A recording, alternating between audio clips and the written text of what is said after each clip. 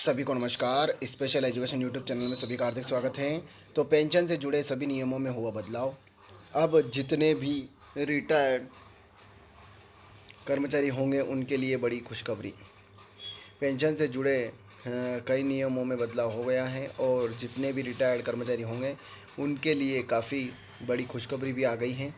जैसे कि कर्मचारी भविष्य निधि संगठन यानी कि ईपीएफओ की पेंशन योजना के बारे में जितने भी रिटायर्ड कर्मचारी आते हैं उनके लिए बहुत बड़ी खुशखबरी आ चुकी है।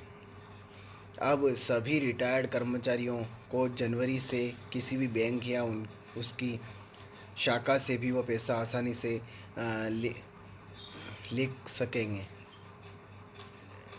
श्रम मंत्री के माध्यम से बड़ी जानकारी दे दी गई है। श्रम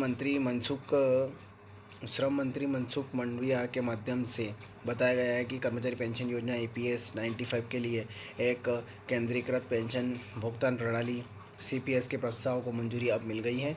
केंद्रीय कर्मचारी पेंशन भुगतान व्यवस्था से पूरे देश भर में किसी भी बैंक या किसी भी शाखा के माध्यम से पेंशन का वेतन होगा, जो कि यह रिटायर्ड कर्मचारियों के लिए बहुत अच्छी खबर है।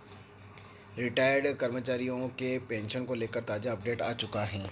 मनसुख मांडविया की मंत्री के माध्यम से यह बताया गया है कि केंद्रीय पेंशन भुगतान प्रणाली की मंजूरी अब कर्मचारी भविष्य निधि पेंशन यानी कि ईपीएफओ के आधुनिकीकरण की दिशा में पूरी तरह से मील का पत्थर साबित हुआ है। इसके तहत ही पेंशन धारक देश में कहीं भी अब किसी बैंक किसी भी शाखा से अपनी पेंशन को आसानी से प्राप्त कर सकेंगे। पहले ऐसा नहीं था, लेकिन अब ऐसा नियम लागू कर दिया गया है।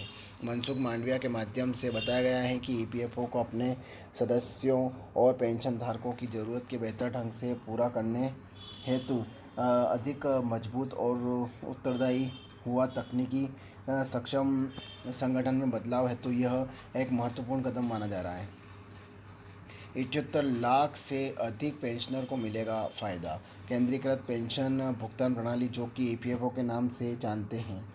78 लाख से ऐसे अधिक ईपीएस 95 पेंशन धारक हैं जिन्हें पूरी तरह से इसका लाभ मिलेगा।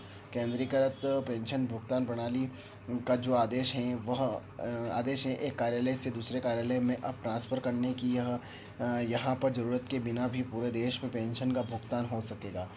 यह पेशा धारकों के लिए बहुत अच्छी खबर है। जो भी रिटायर्ड कर्मचारी हैं या फिर रिटायर्ड हो जाएंगे, अगर वह अपने गृह नगर चले जाते हैं तो उनके लिए यह सुविधा लागू की गई है। यह सुविधा 1 जनवरी 2025 से चल रही सूचना प्रौद्योगिकी आधुनिकीकरण परियोजना केंद्रीकृत आईटी युक्त प्रणाली के हिस्से में अब शुरू की जाने वाली है। 75 लाख पेंशनधारकों के लिए बड़ा बदलाव। मंत्रालय के माध्यम से यह भी कहा गया है कि नई प्रणाली है जिसमें पेंशन वितरण की प्रक्रिया है, इसमें काफ़ी महत्वपूर्ण बदलाव कर दिए गए हैं। अब किसी भी बैंक या किसी भी शाखा से रिटायर्ड कर्मचारी अपनी पेंशन को प्राप्त कर सकेंगे।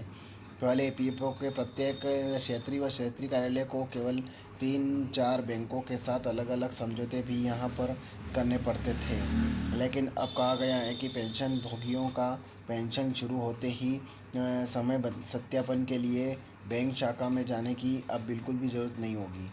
भुगतान जारी होने पर तुरंत जमा होगा और इसके साथ ही ईपीएफओ की उम्मीद है कि नई पेंशन प्रणाली से पेंशन वितरण लागत में महत्वपूर्ण कमी भी देखने को मिलेगी। तो ये खबर थी। ज़्यादा शेयर करें, लाइक करें, कमेंट करें आपको खबर कैसी लगी, और आप मेरे चैनल पर नए हैं चैनल सब्सक्राइब जरूर करें। जय हिंद, जय भारत।